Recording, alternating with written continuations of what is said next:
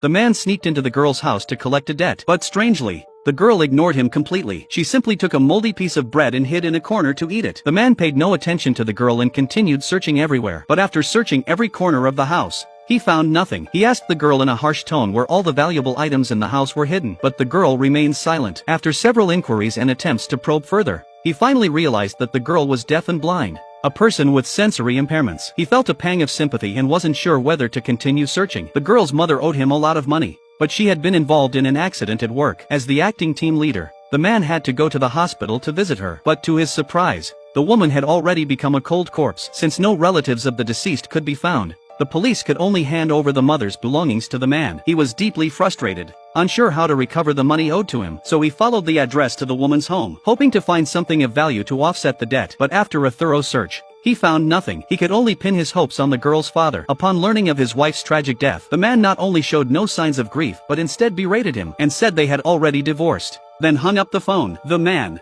feeling depressed, lit a cigarette on the balcony. The girl smelled the familiar cigarette smoke and thought her mother had returned. She pounded on the floor, gesturing for her mother to come quickly. The man was confused and approached, but the girl immediately threw herself into his arms. It wasn't until she touched his face that she suddenly realized he wasn't her mother. He screamed in terror. The scream quickly caught the landlord's attention. To avoid further complications,